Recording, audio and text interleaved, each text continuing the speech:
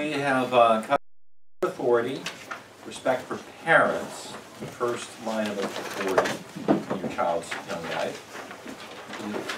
Can you see whatever you need to see? Yeah. Okay. Now, respect for age. All right. How do you feel when a salesman starts calling you by your first name? Maybe I'm old. I don't like it. Okay. How do you feel when a small child starts calling you by your first name? How do you feel when someone rudely interrupts your conversation with somebody else? How do you feel when it's a little child who does it? Okay. What about when you're on the phone and your child keeps interrupting you? I'm on the phone. You need to leave me alone. Okay. What's your own observation about how children and teens decide generally to treat adults? Not very good, is it? Okay, it's really declined. Well, there's some commands for us that we want to put into place, and they deal with respect for age. Leviticus 19:32, you shall rise up before the gray-headed, honor the aged, you shall revere your God, I am the Lord. A little rendering of this verse would be this: in the face of gray hairs you shall rise, and you shall honor the face of the old man, and thus fear your God. Okay, so it's tied in together. In Job 12:12, wisdom is with the aged men, long life is understanding. And children have a lot to learn from those who are older, as do all who are younger. Even as a kid, I loved to be around the older folks because you could learn so much from them. I love to hear their stories. That's not necessarily something that's taught anymore. My parents had us respect those who are older, and I just found a real love for doing that. There's a humility when you recognize you have no idea what you're talking about as you listen to these older folks going on and on about the things they've learned from the experience of life. And wise people learn from that. Okay? There's two ways to learn. You can learn from those who already know about it, or you can learn from scratch all by yourself. Me, I'm lazy. I want to learn from somebody else. I don't want to have to experience all that stuff myself to finally get it. Okay? I would say that's wisdom. And Scripture would agree. Third, every virtuous act toward age is credited here as a virtuous act toward God. Okay? So while all people are precious, there is to be a respect for those who are older. Respect for the age, respect for the position of authority. Romans 3:7, render to all what is due to them, tax to whom tax, custom to custom, fear to whom fear, honor to whom honor. For adults, belief precedes action. We do things because of what we believe. For children, it's the opposite. Action precedes belief. As you are training them in their actions, they will come to believe it. Okay? They need some kind of vehicle to help them achieve that principle. Actually, I'll push this a little bit, because I know some of you grew up in Roman Catholicism. And a lot of actions you learned as children stick with you. Don't they? I know for Diane in the Lutheran Church, right, you can still do, you just pop off a lot of those things from a kid. And it affects how you believe, and overcoming that sometimes is difficult. So understand that. You've experienced this yourself. You've experienced yourself even if it wasn't religious. It's how your family treated you, what you did in your family. Those behaviors, they become ingrained in you. And it's difficult to do something other than those things because it's part of you. That's how the world's supposed to be. And when stress comes, you tend to go back to what you learned as kids. Okay? So keep that in mind as you're training your children. It's going to be something that's going to stick with them for a long time. So let's go back to basics. A few examples here. 1 Peter 3:8. These are not requirements. They are examples of how to show honor and respect for the aged. 1 Peter 3:8, finally all of you be of one mind, having compassion for another, love as brothers, tender-hearted, courteous. So what are some things you could do toward the elder that shows them some respect and some honor? Well, one of them would be offer your seat to the elderly. But you do the same thing for someone who's handicapped, someone who's frail, and men should do it for ladies, right? It's just showing them honor. And yet, subways and stuff now, man, it's a rat race in there. They have to post signs on the buses that say, tell people to do that. Oh, really? Yeah, if you go on the New York City bus thing, or when I work on them, you see signs, please put your thing for pregnant and blah, blah, blah. Yeah. Why do we have to do that? Because it wasn't being taught at home. Okay, these are basic courtesies that we don't think about until we find that people don't do them anymore. All right, so we want to train our children to do that. Another one, open the door. Okay, that would also, for handicapped, for frail people, for ladies, is a general kindness. You know, if you're there, just hold the door open. I do understand, I've been told by some young men, you have to be careful about that. Because if they open it for a young lady, she either gets offended, you're attacking my personhood, I can open my own door, she's a feminist, or they think you're asking for a date. So some of the young men say, I won't do that. You do it anyways because it's right, okay? And if she reacts wrongly, it's an opportunity to train her, okay? I'm just being courteous, okay? You can be kind to me in response, that's it, okay? Another one, let the aged go first in a buffet line. Okay? Or even a checkout line or something. You know, it's just trying to be thoughtful and courteous to their position. It's not, actually, when we have like men's breakfast stuff like here, it's the oldest goes first. The kids are at the end. Okay? That's opposite of what most societies. The kids have got to go first. Like, no. No. A parent with an infant or a very young child, we might let them go first because of a courtesy to her. The other kids, they can wait. And if there's anything left, they are blessed. Okay? They don't get first crack at it. The seniors get first crack at it. That's showing them honor. Again, it's basic courtesy. Okay? What's the C? Okay, again, that's not required in Scripture, but it's an outworking of this idea of showing respect and honor to those who are aged. How are you going to do that? And you can think of all sorts of other ways to do that. All right? And you can come up with those kinds of things, but those are some basics. C, what is the biblical justification for not spitting on the sidewalk or chewing like a barn animal? Okay. Okay, how about something simple? Love is not rude. It doesn't act unbecomingly, it's not unseemly. That's pretty simple. Here's an outworking of it. Or love is courteous to all men. We show consideration to other people. Those are simple things. I don't want to spread disease. People don't need to, they don't need to be seeing what you're spitting all over the place. And I don't need to see what you're about to swallow as you've emaciated it, mandibulated it into pulp. Okay, I don't need to see that. And I also don't need to have it flying out of your mouth upon me while you're doing it. Okay, that's basic courtesy. So these are basic manners, right? But when people are selfish, they don't do those things, do they? Because it's all about them.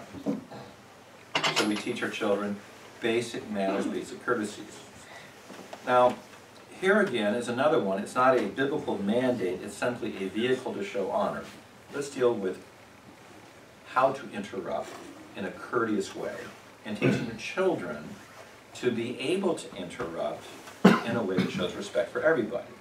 You as a parent must teach them this. We call it the interrupt rule.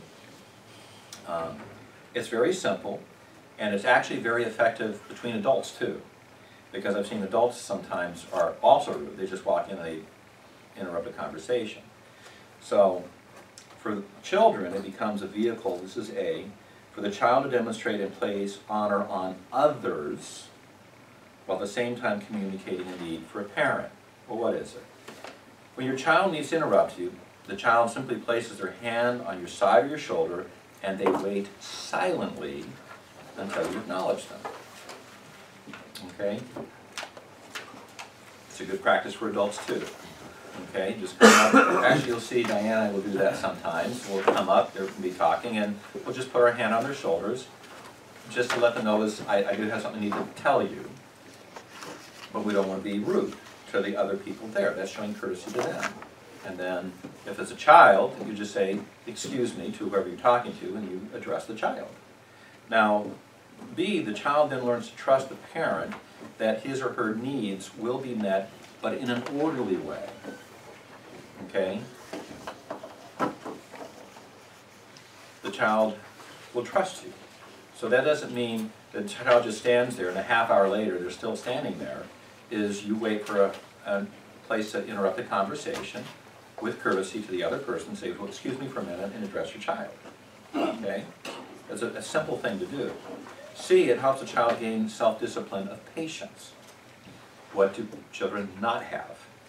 Patience. What do they need to learn? Patience. So here's a way to do it. You wait silently. Okay? If they try to interrupt, it's like, no. And that could include is, you've lost the privilege of even talking. Go sit down. Okay? They need to learn patience. Now, obviously, if there's a fire going or an emergency, that's different. That's there's a reason to interrupt. Most things, that's not what a child's doing, right?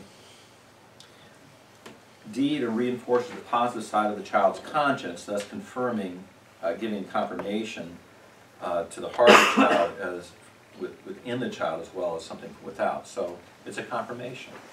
So the child's doing right, they're going to be praised for, they're going to be paid attention to in an orderly manner. E, it communicates to the third party involved the standards, respect, and honor you as a family are living by.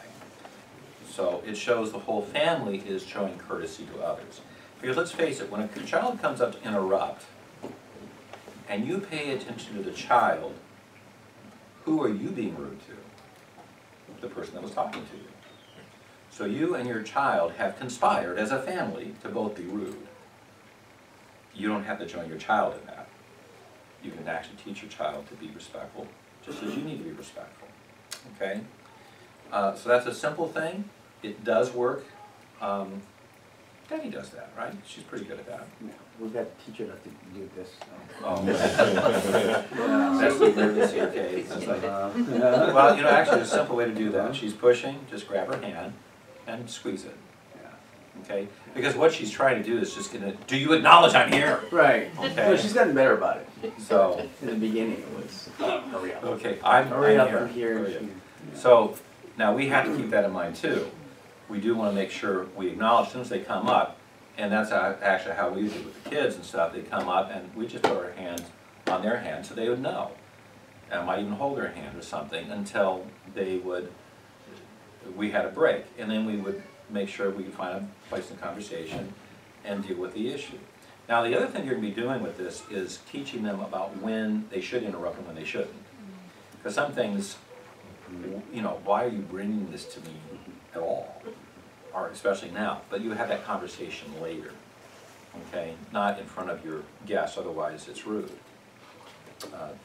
And that's what you're trying to teach. If you keep in mind what you're trying to teach your child, your own example goes a long way. You're courteous to other people, you'll teach your children to be courteous to other people, okay? The same thing is if your children are in a conversation, you want to be courteous to them. So it's not just come in and make your demands. You get their attention first if they're involved with something, and then give your instructions, okay? So it works both ways. Another one here, a simple thing, push your chair in when you leave the table. No one needs to be tripping all over it. And you explain what that is for. It says, we simply have you do this because it's courteous to everybody else who's trying to get around. Especially if your table's up against the wall and other people have to get past, they can't get past the chair. So it's, again, it's just vehicles of getting them to think about other people, to be kind to them. Here's an old one, not practiced much anymore, but you honor a guest in your home when they come in, you rise to greet them. Okay? Our society's gone way away from that one. It's more like, yeah, you know, if you even acknowledge they came in, but the courteous thing to do is if someone arrives, is you rise up and you go greet them. Okay? Now, with children, we want to teach them to be courteous. That means they will acknowledge someone when they comes, And that means there should be at least a hello. At least that, you know. Even better if they know the person, well, hello, Mr. or Mrs. whatever. You know, it's good to see you, but they don't have to have a conversation. Some children, you may have to stifle their conversation. But they should at least have a common courtesy hello. If they fail to do that, don't make an excuse for them. Just say, we're working on this. Please forgive my child. We're working on it. All right? If you give an excuse like, well, they're shy, your child will take that as the way to manipulate what they want. And it'll go much beyond just that. Mom and dad will defend me, okay? Because shyness is not a courtesy or an excuse for disrespect. Shyness itself is neither morally right or wrong, okay? Some people are naturally gregarious, and others is just, I'd just rather not be around people. I don't like to interact with people. But that's never an excuse for rude behavior. Let me put it this way. Temperamental strengths and weaknesses, there's a corresponding difficulty. If you're strong in that area, to carry that out is easy. If you're not strong in that area, it's a weakness for you, it just means it's more difficult for you. That's all. For me growing up, I was a loner. I liked to be alone. People are problems. And they bring their problems with you and they give them to you. And I don't like that. So I just assumed be alone. I had to learn to be more gregarious. Diane knows that because she's more gregarious than I am. Now if I get talking with someone, it's great, I'm comfortable with them. But if it's in a crowd or something, most of the time it's like, are you okay? You're not saying anything. I just sit there. Right? That's my natural temperament. Okay? So I try to be courteous, but there's my natural temperament personality. So what in the world are you doing as a pastor? I don't know, that's up to God. So it's more difficult for me, but then I have to put myself out there then to do it. And never be a politician. Politicians have to go around and glad hand everybody. No, thank you. So temperament isn't an excuse. You learn to overcome, and you need to help your child, whatever the temperament may be. Again, the super gregarious one, you may have to learn to stifle it a little bit, okay? Well, that's like in the classroom, you stand at the front of the door, and the kids walk down, everybody does it, and before they enter the room, you have to make eye contact, you have to say, good morning, Mrs. So-and-so. Excellent. You demand it based on a disability, shyness, no shyness, you're not entering the room until you say good morning. And it teaches them basic courtesy. Should do that with college kids. Maybe you should. Let's start young, but you do it. Oh, They walk in, what's up?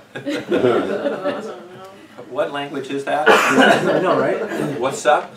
Sup? Yeah, sup. Supper? Yes, this is a cooking class, but it's breakfast today.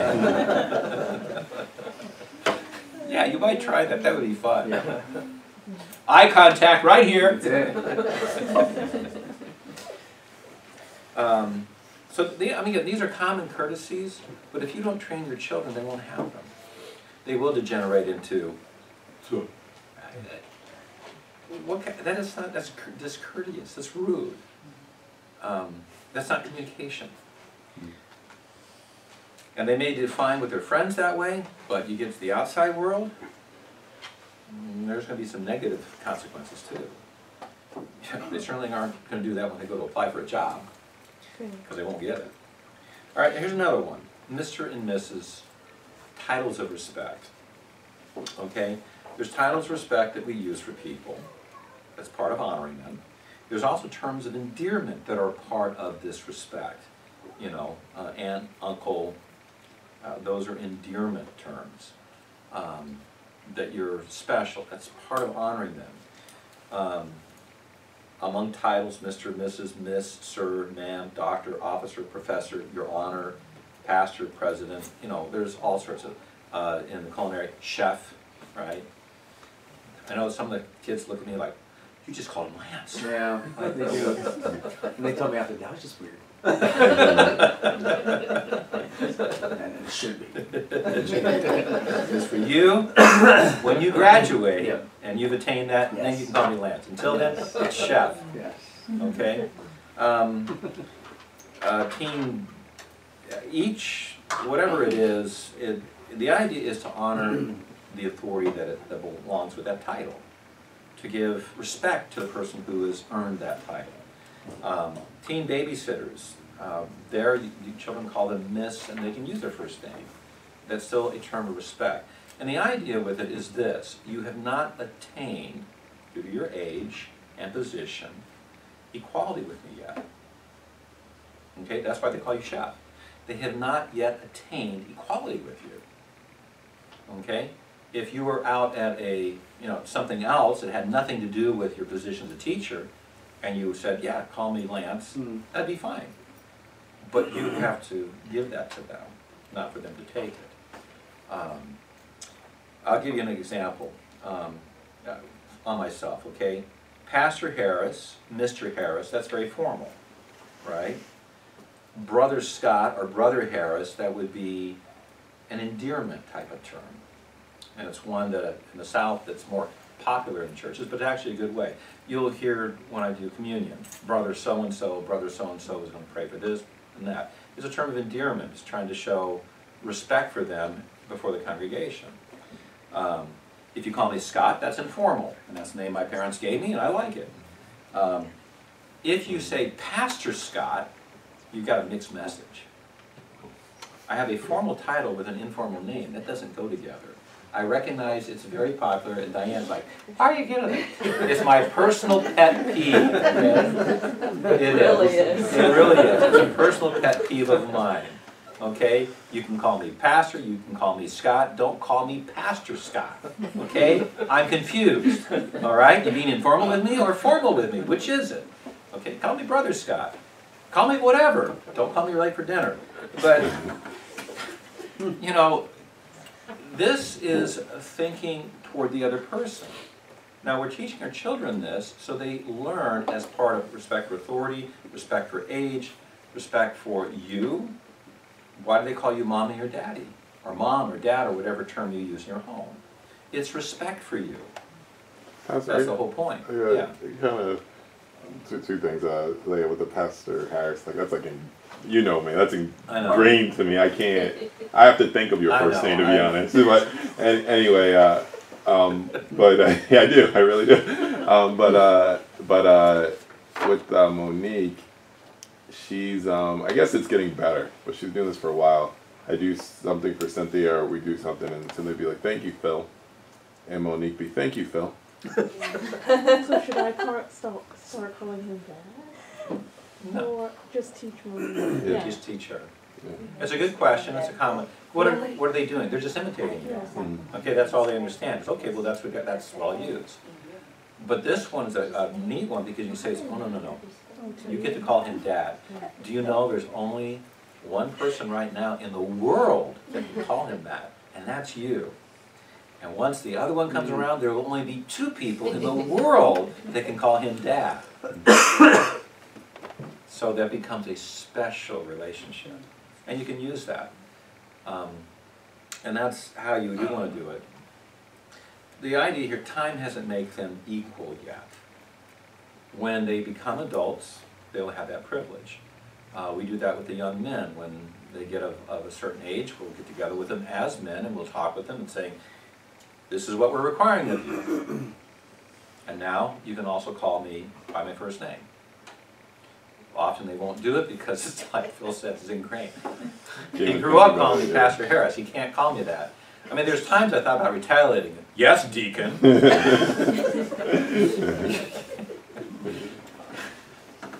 So in our meetings I get called all sorts of things. But that's the idea. And that's what we want to teach our children. It's just this whole idea of respect.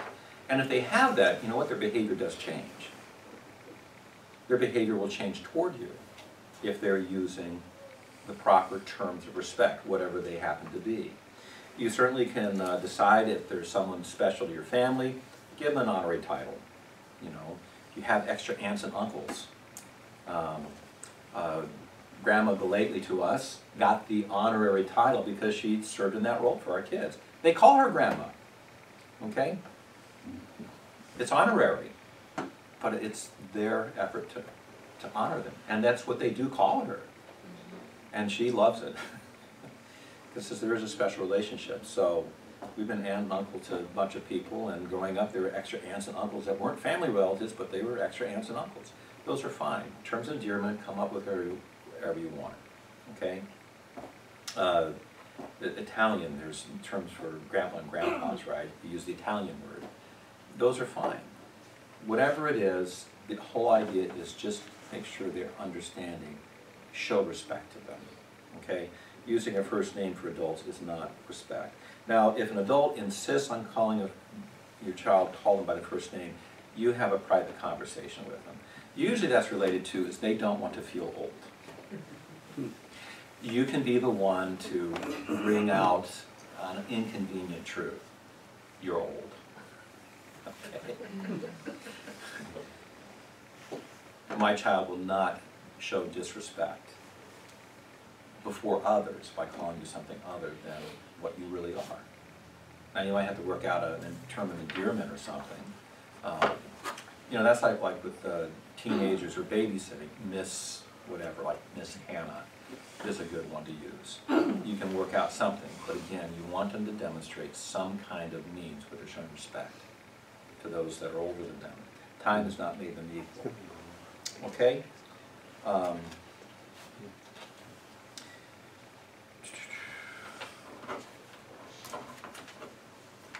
A child's failure to show respect, honor adults or others is not so much a reflection of the child's temperament. It could be age sign of their rebellion. It's really more of a reflection of the parent's lack of conviction to teach the child to honor age and others. The child's minor sin is rude, the parent's major sin is dismissal of the need for such moral training. The principle here is love is not rude. Okay? So that's a fairly simple one. Just keep that in mind as you're dealing with your children. Okay? It'll be a benefit for everybody as they understand that. Okay? Respect for peers, property, and nature. We'll probably get about halfway through this and then we'll take a break. Respect for siblings and peers. We want our children to be sensitive towards their siblings and also of their own age group, their peers. So how are they characterized? Are they kind? Are they happy when something good happens to a sibling? You want to battle sibling rivalry. It shouldn't be there. No matter even what the age difference is, there should not be a rivalry there. Generally, the closer in age children are, the more there tends to be a rivalry. Some of that's pragmatic. For example, my older brother's 3.5 years older than I am. My younger brother's 20 months younger. So there's a lot of rivalry between me and my younger brother. He thought whatever I was allowed to do, he should be allowed to do it as well. And he'd take out his frustration on me. We wouldn't do that with my older brother because the age difference is such, if we got him irritated, he'd pummel us. So there was no sense even trying. But 20 months is just close enough, he thought he could take me on. Okay? So there's a little more with closeness age. But you want to train them to be respectful and to have joy in whatever's happening with the other sibling. And to be compassionate if there's some other sibling suffering. Eventually said, siblings should be each other's best friends. And that's going to take some work. Well, let's define peers. When we've heard of peer relationships, we do so in the broadest definition. A peer is one of the same age or dignity. Okay? Or dignity, position. By this definition, your child's peers are those who have common association. So that's brothers and sisters as well as friends, classmates, okay? And siblings are usually your child's first peers, okay? So they're growing up together, maybe sharing the same room. Okay. Alicia, do you have siblings? I have a younger sister. Have you? How much younger? Oh, she's just 1 year younger. 1 year younger. So you close with each other? Yeah. Okay. So did you grow up sharing a room? Yeah. Okay, you get pretty close that way, right? Yeah. Yeah, I share a room with my brother. So I just use my illustration of you become close because you're living together. You also have to fight through a lot of things to learn to be that close. But how are we going to show respect and honor, honesty to peers? Well, your example is the first one. How do you deal with your friendships? Do you show that kind of respect? The first relationship you have is with your spouse. What is your relationship like? It says you show respect to each other. Your children are picking up on that. With your friends who come over, you go to someone else's house, how do you treat them? Your children are picking up on that. Your example is teaching them. Don't let your example be contradicted by your don't let your instruction be contradicted by your behavior. Okay? So, how do you do that? Well, the Ten Commandments, Exodus 20, governs man's responsibility. The first 4 in relationship to God. The last 6 relationship with other people, starting with parents. How do we treat them? All those things are part of how we show respect to each other. Philippians 2:3, we are, as Christians, to esteem and regard others as higher. The verse says, do nothing from selfishness or empty conceit, but with humility of mind, let each of you regard one another as more important than himself. Do not merely look out for your own personal interest, but also the interest of others. We follow the example of Jesus in this, and you will teach your children this. Regard them as more important than yourself. It's not about what you want, it's about what God wants for other people. Sometimes people are irritating, so Colossians 3:13 will apply. Forbearing with one another. You got to put up with them, because sometimes it can be very irritating. And then Romans 12:17 is living honestly before one another. Repay no one evil for evil, have regard for the good things in the sight of all men. It's part of living properly with other people. Now, where do you begin? C. Really all the wonder verses are going to be part of what you're going to teach them. Not hard to generate a list, or I got a list somewhere. It's keep those things in mind, that's for yourself, and teach those things to your children. All the wonder verses. But where to begin? Well, how about number 1? Do not seek revenge or bear a grudge against one of your people, but love your neighbor as yourself. I am the Lord. Matthew 5:43-48, even loving your enemies. Those are the general principles. That's what God wants from us. So towards your peers, your siblings, let's put this into practice. Even if they're being really irritating at the moment. So my parents had a lot of work with us of teaching me to handle the irritation I'd have from him. By the time we were 16, and we were so big that anytime we would fight in the house, something would get broken. My parents made us pay for whatever we broke. We decided it wasn't worth it anymore. Or she'd tell us, take it outside. We didn't want to go outside. So we finally decided to be friends, and we became good friends as adults. It doesn't have to take that long. But it starts with this: learning to love your neighbor, learning to love your sibling, learn to love those who are close by you simply because God wants you to do that. 2, whatever other commands there may be, summed up in this one rule: love your neighbor as yourself. Jesus repeated the same thing in Matthew 22. The first and foremost commandment, hear, O Israel, the Lord our God is one Lord. You shall love the Lord your God with all your heart, with all your soul, with all your mind, with all your strength. The second is like to it. You shall love your neighbor as yourself. There is no other commandment greater than these. And I've preached on this many times, but we understand that. My whole relationship with God, if I will love God this way, I will fulfill all those things. And if I will love other people this way, I will fulfill all the commands that deal with other people. So that's what you're trying to instill in your children at an early age, is to have that kind of response to people and to think that way. And it can start with a sibling. Okay? Teaching to do right and good is much more important than just restraining the bad behavior. We've talked before about the positive side of discipline. We'll talk more about that in the future in other seminars. But most of your training for your children should be on the positive side. Here's what I want you to do, not here's what I don't want you to do. Because if you can teach them to do what is right, the other stuff will take care of itself. Okay? Now, what does loving your neighbor then look like for your child? Well, you need to show them how to get along. The first one is do not allow unkind speech. This is not easy. They pick up stuff from all over the place, and they will use it against one another. Ephesians 4:29, we had our kids repeat that a lot. Let no unwholesome word proceed from your mouth. So that's what you're not to be doing. But only such a word as is good for edification according to the need of the moment, that it might give grace to those who hear.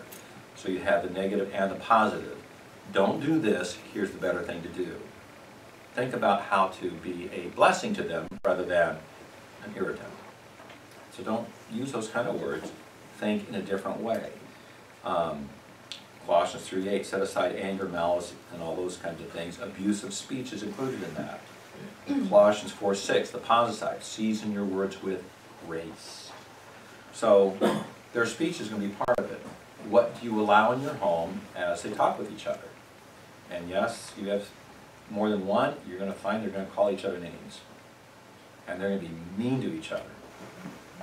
So correct the language they use, correct how they're talking with each other, and make sure that in your own relationships you're doing the same.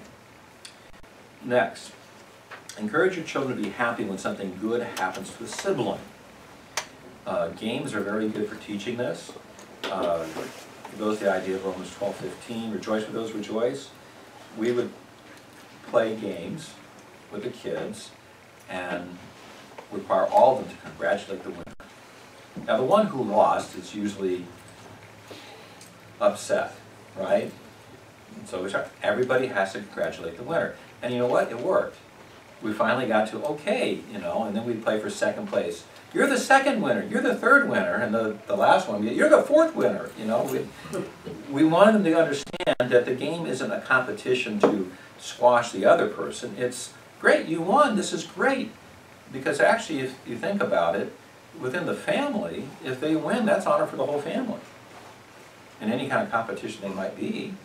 And you want what's good for your siblings. So if they win, that's wonderful. I'm glad you're doing so well. Or I'll push this envelope.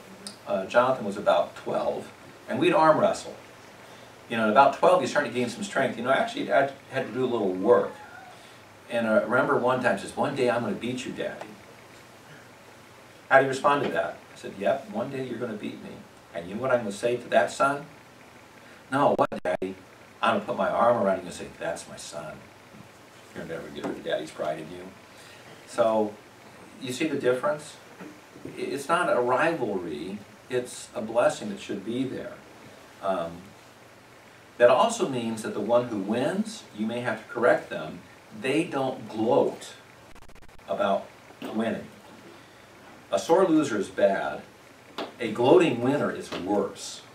Okay? You teach them to have compassion on the one who lost. Games are great for that too. The one who is feeling bad because they lost, well, the other one should have compassion towards them. You know, encourage them. Hey, you did a good job. You almost beat me. You know? And you might even find they'll get tips on how to do it next time. So instead of rivalry, they're actually enjoying playing with each other. So work hard to keep rivalry from building up. And that's not just with the siblings, but that's also when you have friends over. So you can actually be a blessing to other families if you do it that. Okay? You have play dates with other kids, same rules apply. Okay? Take charge of that. Next, teach your children's respect of each other's property.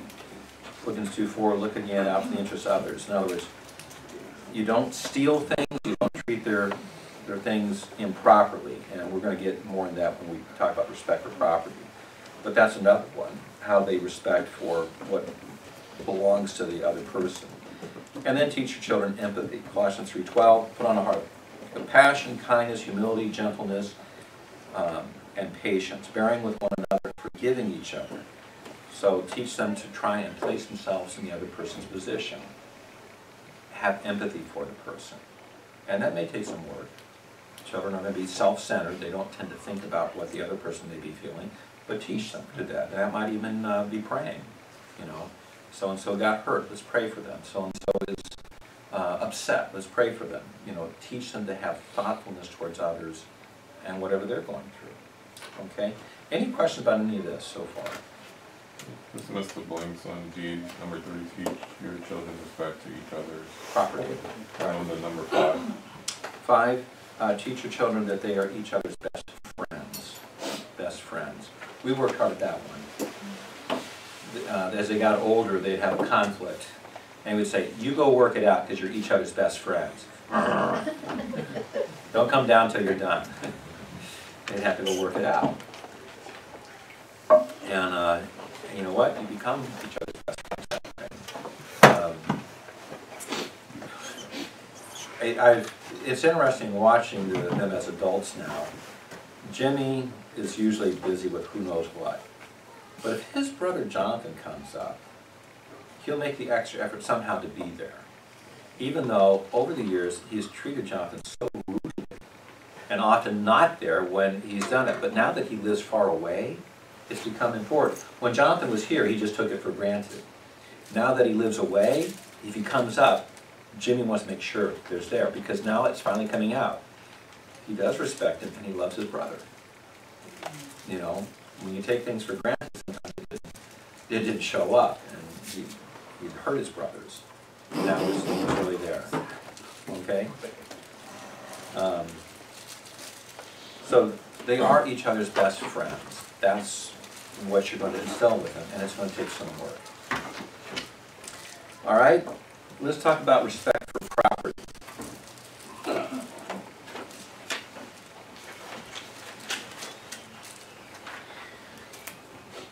Okay, we got plenty of time. Starting with Exodus 20:15, thou shalt not steal. So this is a commentary on private property. If you don't own it, you can't steal it. It can't be stolen from you if you don't own it. So it's private property. Now what does that include? Well, first is don't steal another's possessions, whatever belongs to them. So you don't steal the physical objects. It also means don't steal the intangible things. Don't steal work from other people by wasting their time. We work so you can give. We also will not take advantage of people's naivety.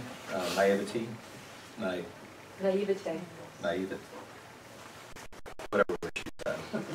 You know, there's certain words you just can't get them out. Which number is that? That's number 2. Naivety. Must be French. It's T-E Not the white. with an accent. Got a Y. Really? I think you mean nativity.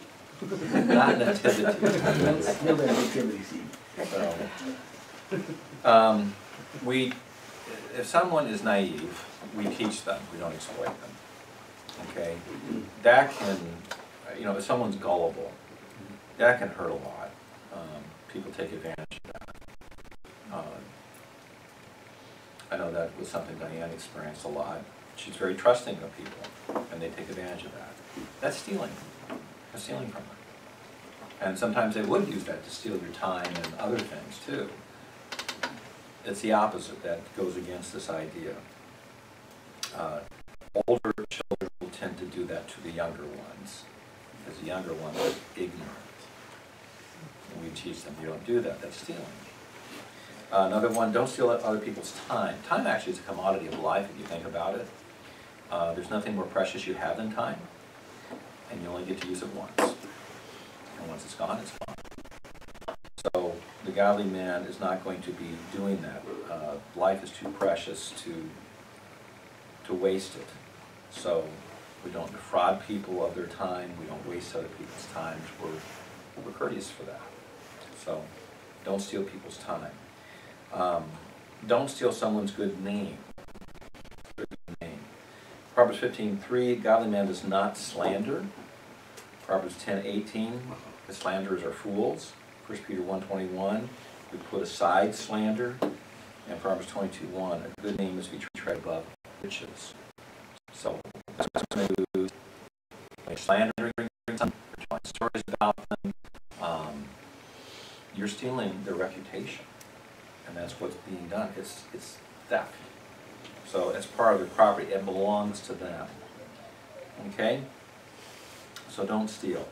B, the object of respect is not the property itself. It's the person who owns the property.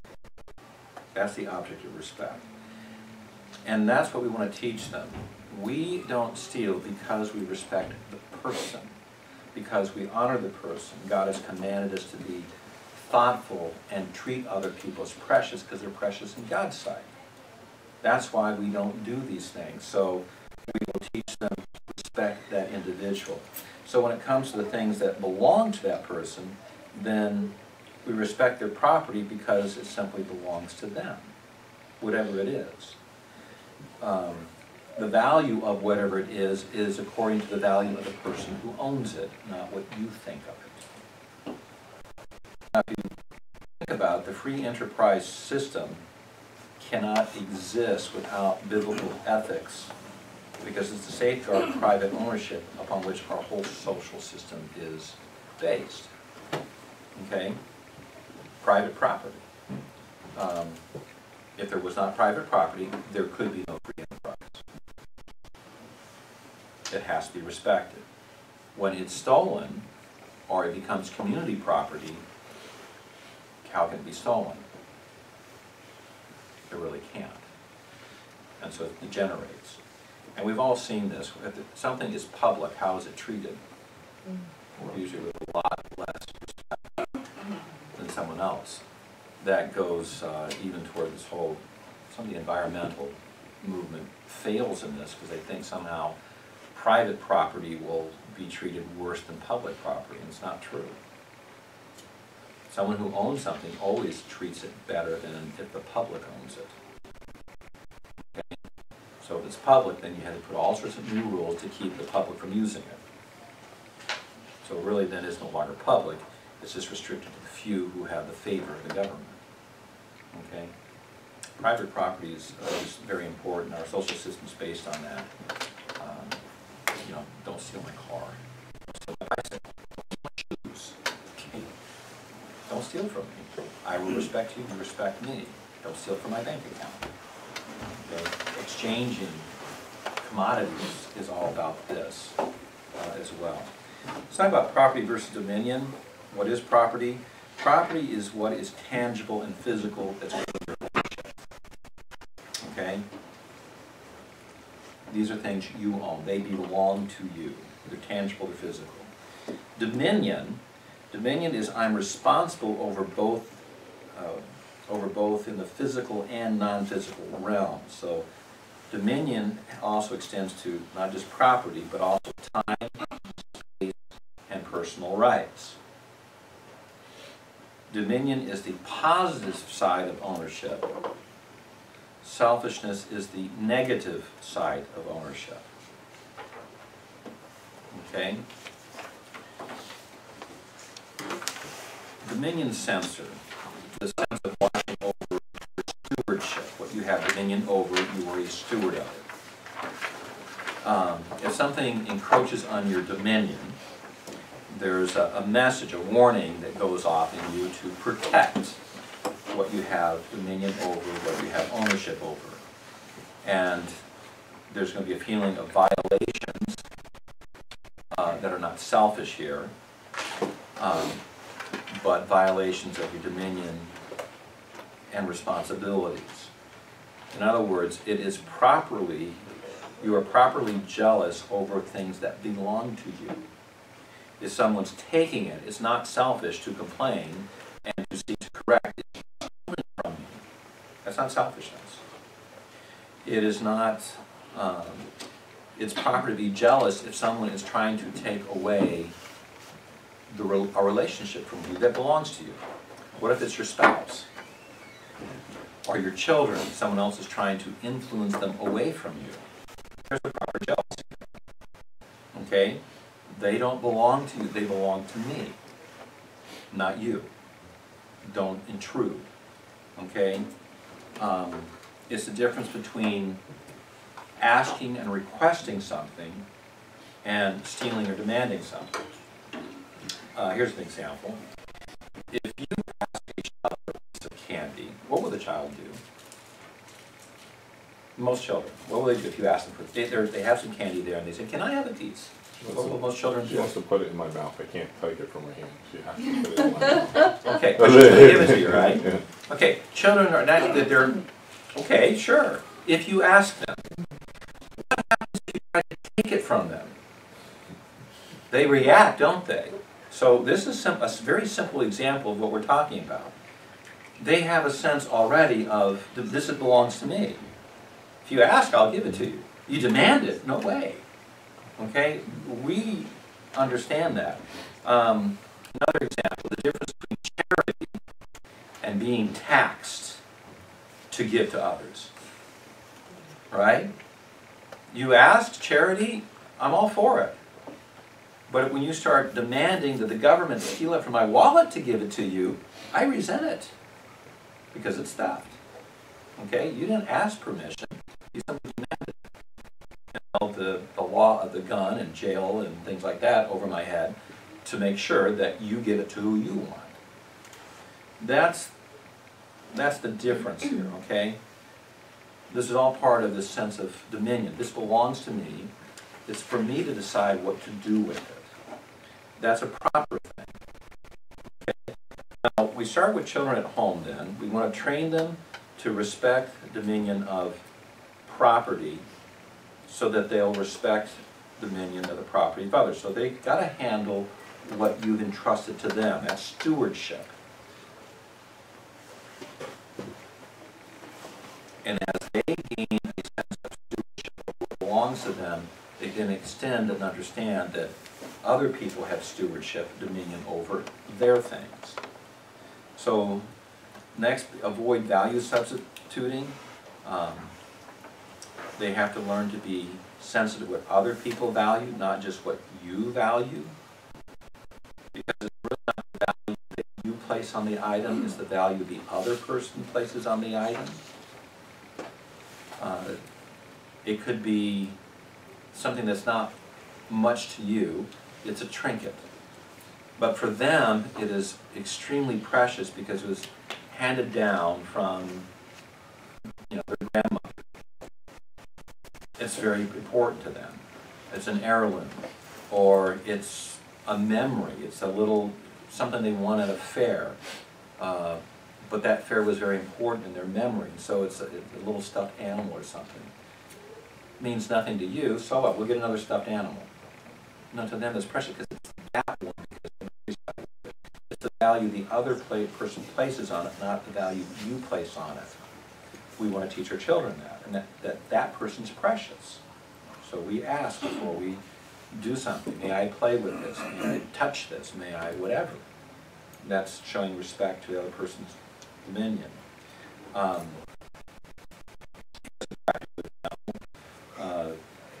The video, if you go on to Growing Kids or Growing Families, they have a video at the beginning of this, and it's a shopping cart. What's the value of a shopping cart? Now you say, well, I can buy one for this amount. No, that's not the value of a shopping cart. The value of the shopping cart is what the value is to the owner of the shopping cart, correct? So if you go to a store and there's a shopping cart, the owner of the shopping cart is allowing you to use this for your convenience, correct? But whose shopping cart is it? It belongs to the store. So if you decide, I will take the shopping cart home with you, what are you doing? You're stealing it. In LA, there's these guys in these trucks, they're constantly combing the neighborhoods, picking up shopping carts that people have stolen. Okay, but how about something not quite as bad as that, but actually is just a rudeness? Because are you treating the shopping cart and other people's property, their cars, with respect by pulling your shopping cart out and leaving it out in the parking lot? What do you think of that? Do you like going into a parking lot and finding you can't park because shopping carts are sitting in the parking space that you can park in? So actually, it's whoever was there first was rude. It's convenient for me just to leave it here, but it's rude to everyone behind them because now they can't use the space. Or how about you pull into a parking space, or even worse, you're walking towards your car, and someone just finished their shopping, left the shopping cart, and there's a slight hill. Heading for your car, which you just waxed. I only say that because I think you actually care about your car. Okay? And it's heading for your car. How do you feel? Okay, so what's actually the proper thing to do with a shopping cart? Put it back. Into a store parking lot, do we pick up a shopping cart, take it back into the store? I do. I do. I always do. You know, if it's sitting out there, I get it out of the way and I say, well, I'll just use this one. You know, if they have the corral, the owner of the saying is, here's a proper place to put it in the corral. I take it all the way to the front of the store, which is not convenient, simply because I value those coming after me. Now that's what I'm trying to emphasize here. The shopping cart's really not the issue. It's the value of the shopping cart to the owner, it belongs to them, and the preciousness of anybody coming behind me being able to use the same property. If I take a shopping cart home with me, I've just stolen, not just from the owner, but I've stolen the convenience from everybody else who could have used that cart. If the cart's way out in the parking lot, I put other people's cars in danger of it hitting, and they're being inconvenient because they can't park, or it being damaged. So the whole idea of the shopping cart thing, maybe it's a shopping cart, no! You know, you can see Pastor Harris is getting on to me because about shopping carts. That's fine. The idea is to be thinking through the value of something to someone else and treating other people as precious. That's what you want to instill in your children. The shopping cart actually is a good example of that. We would always have the kids run the shopping cart up. They would go with us, but take the shopping cart back to the front of the store. We simply wanted to instill in them that value. And it was just a good example for them to then carry that into many, many other things. Be thoughtful of the people behind you. Okay? Littering is the same thing. Why do we not litter? The people behind us are precious. I talked about the movie theater on that one. I pick up the trash other people leave behind. I'm constantly picking up trash in front of the church. Rude people. Sometimes I think they do it on purpose. The most common thing out there tends to be fast food wrappers, cigarette packages, and beer cans. I think some of that is purposeful, as the church would show them. Why do I pick it up? You know, it's not always convenient, but if I see it, I will go out and go pick it up. I don't want to have other people driving by our property like, yeah, it's a trashy property. I want them to enjoy driving by. It should look nice, right? It's a simple thing. Now another thing for your children is going to be this whole thing about toys. There's a handout, and you can go to Growing Families, they have much more stuff, just about toys. How to play with toys, respecting it, training a child not to be selfish, but training a child to also have dominion over his own toys. There's some toys you'll have your children share, and there will be one or two precious toys that only they get to decide if someone else gets to play with it or not. Okay? That's how you're going to balance that out. Because most of the time, if friends come over to play with your children, you got all the toys, right? So make sure there's a couple things that belong to your child, only they can decide if anybody else gets to play with it. Because you want to train in them this idea of dominion, stewardship, responsibilities. Now understand as well that if you demand that your child share their toys and the other child breaks it, who's responsible? The parent is. Okay, you've allowed this. You will talk with the child and the parent of the child if they broke it, they're using it improperly or something. But that's not your child's responsibility to pursue this. That's up to you. You're the one who did it. If your child allowed someone else to use this precious toy, who's responsible for that? Okay? Same way as if someone comes and borrows your tools. Hopefully they're respectful of your tools and will use it properly. If they don't use it properly, you make a decision about whether you loan it again, you know, or have to file suit to get it back. But if someone else loaned it on your behalf, they're responsible for it. See the point? Okay. Take responsibility for what belongs to you. If you've taken that away from them, you take the responsibility. Okay. Try and teach your children this. Now let's talk about teaching the value of property. The only benchmark really of property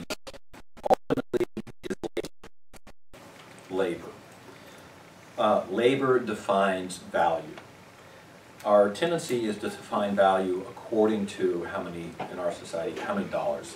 You know, what's its monetary value?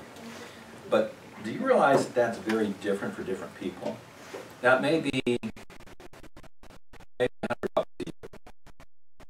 How long did it take you to earn that $100? Now, if it's a child and they were earning it at $1 a bucket of rocks they were picking up, $100 is a lot of hours, right? For you, if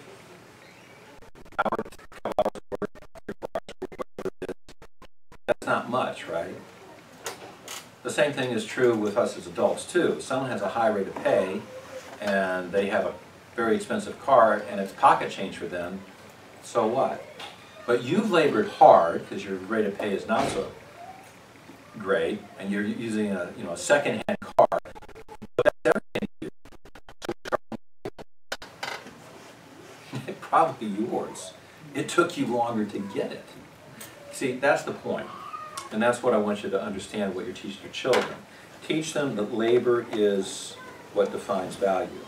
So a poor man, again, who works many hours to earn money to buy his whatever it is, his car, his whatever you can think of. He places more value on it than a rich person who just buys it out of their pocket change. So we should, you know, the value is how many hours of labor you put in to get it. Now, labor can be divided into two categories. There's duty labor. Those are common responsibilities for your children. Those are like normal family chores. Children are part of the family, so they should have chores, whatever they are. Even young ones can have simple chores. As they get older, they take on more chores of it.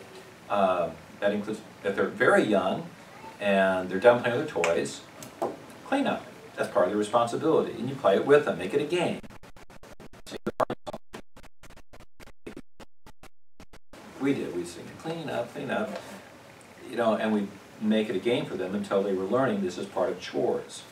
Later they can take on other things. Don't rob them the responsibility of being part of the family and doing chores. And as they get older, it should be more chores. It should be more things they do. I didn't do dishes.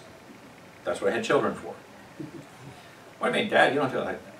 You know, if everybody else is gone and Diane's busy too, I do the dishes, no problem. But otherwise, it's you're here, you're doing the dishes. I'm feeding you. Okay? I didn't want to take away from them the responsibility of being part of the family, and that's part of the duties. Mother cooked it. It's not a big deal. You don't like that? Then don't eat. Okay? It's simple. You're part of the family. We all pitch in. Well, now that the kids are gone, I'll do the dishes quite a bit. Diane usually does them. But we're just part of the family. We help each other. We'll do the chores. Have them take out the trash. Have them make their own bed. Responsibilities, and as they get older, more responsibilities, so that by the time they're adults and move out, they can handle all the chores of daily life. It's a tragedy how many move out of the house and they still don't know how to do basic things. They don't know how to do their own laundry. They don't know how to clean up after themselves, to organize their own home. They can't cook. Students are learning that, but how many students can't cook? They, you know, teach them those things. Teach them those responsibilities as they're getting older. So that duty. Second is purchasing labor. What is done for financial compensation. Okay, working gives money a value. Up is I would pay them extra. It wasn't part of normal chores for the rocks they take out of the garden. And every spring I'd have a new crop of rocks. My best farming crop was rocks, because every winter I grew a new crop. So it was always more for them to pick up. So I pay them so much for how many rocks they pick up. Or I had them, I was having potatoes out there, how many potatoes they pick up, bug. So you can do that, but that's teaching them labor has a monetary value for projects over and above the normal chores. That starts teaching them stewardship. And as they start earning labor, have them start paying for certain things. Taking up the money. it's much more valuable to them if they have labored for it than if you just give it to them. Okay? Good stewardship does not allow someone else to destroy, ruin what you have dominion over. Why do you take that sense? Because there was a lot of work to do this. All right? Teachers of children value for things beyond the ordinary, okay, and make the pay dependent upon a job well done. Teach them to be entrepreneurs and do jobs for others, do things outside the home. Oh, that's so valuable. It started with, we did the bread first, wasn't it?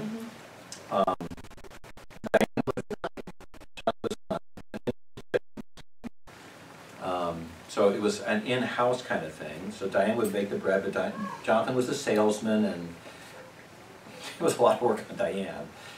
But it was teaching him something about business. Then we got the chickens. We wanted him to learn responsibility over animals, and then taking care of them, and then how to keep the books. Feed costs this much. You sold this amount. Here's your profit. Okay, those were things to teach him as he got older. All three boys did different things. They learned to go rake leaves for neighbors and shovel snow. All three of them to this day are entrepreneurs. Wherever they go, they find work. Guess where that all got started? A bread business. Raising chickens.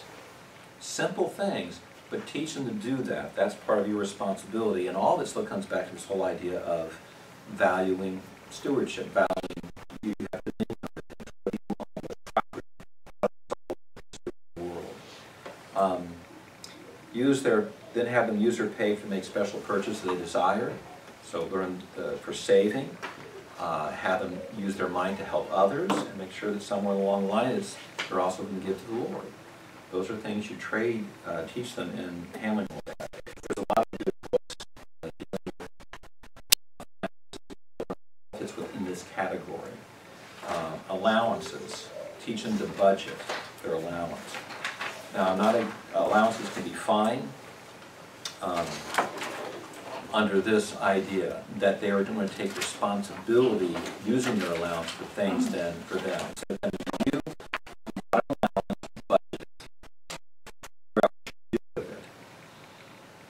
and then that's your responsibility. And how are you going to work that out? We would give them allowance that we used to have dues for Awana, and they pay their own dues from what we gave them for allowance. If we were going to go on a trip, they had an allowance, and part of that was to generate some means of paying money for the trip. So I'm like, you have money,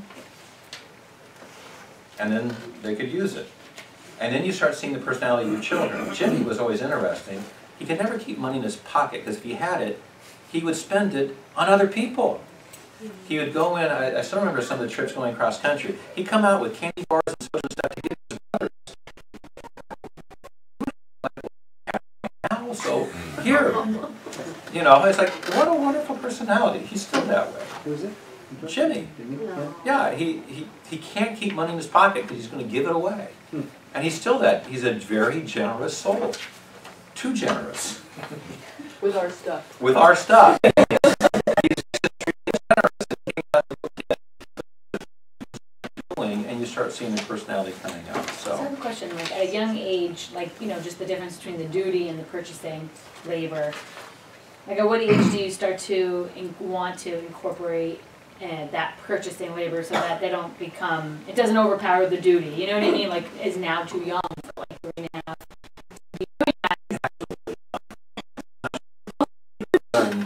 Well, I have to teach specifically that little. Yeah. I mean, but it's too You young. can teach it. What age? It can come in, some depends on the child, some depends on their interests. Only because like now we have like, they have a little piggy bank if they get money for whatever it is, and they put it in there, but they're seeing the piggy bank that has spending, donations, investment.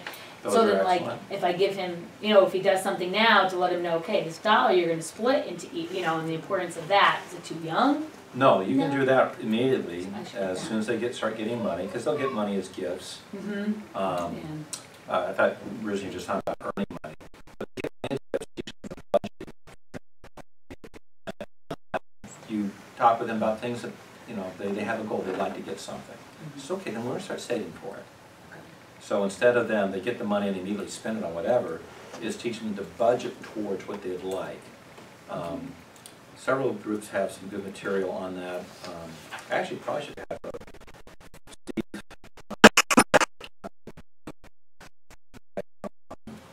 Thrive and come and do that. They have a whole program for kids, and includes a little piggy bank. But they talk about all that, is teach them to budget early on. You know, set aside for whatever special purchase you want to make. Set aside something for just savings, so you have something in case something happens. Set aside something, so they start splitting it out. And those banks that have all that, or you label it, it has different compartments, those are excellent. You can start that early on with this, what we do. Now, for labor, you don't want to take away chores as just part of what the family does, but extra things. And you find that you can all pay so much chores.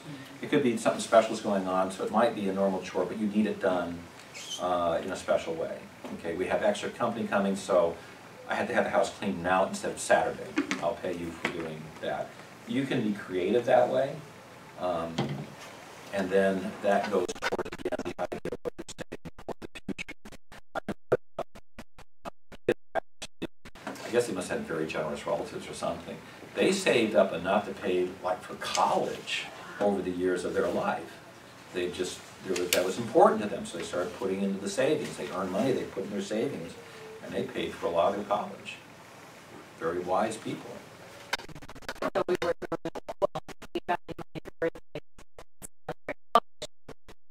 We're in elementary school and I got a $20 bill in the card from a friend, let's say. I wanted it right away because I wanted to buy something for me, but then my mom would take it. No, this goes away to college. I didn't see it until I graduated, but back then I didn't have that value instilled in me, so now I want to make sure that my kids don't.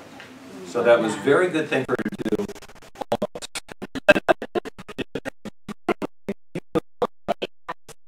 Yeah. So that's the only difference. Instead of her taking that responsibility from you, it's to place upon you is, okay, you need to do this, here's where we're going to keep it, and she keeps oversight over it. That's the difference. Okay. Or even if it's put in a bank account. My parents did that. We had a passbook savings, and you know, she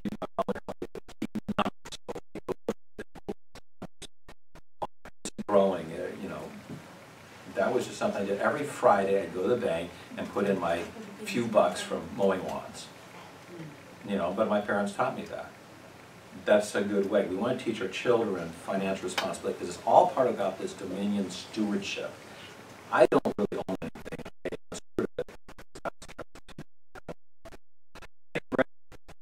We'll finish off after the next break. So we got $50 for his birthday on Sunday from one of our aunts. So right away, when we opened the card first, he went to his piggy bank and was going to put it in, but it was $50. So you can't put, like my mom gave him $1, he has a coin, he'll throw it in.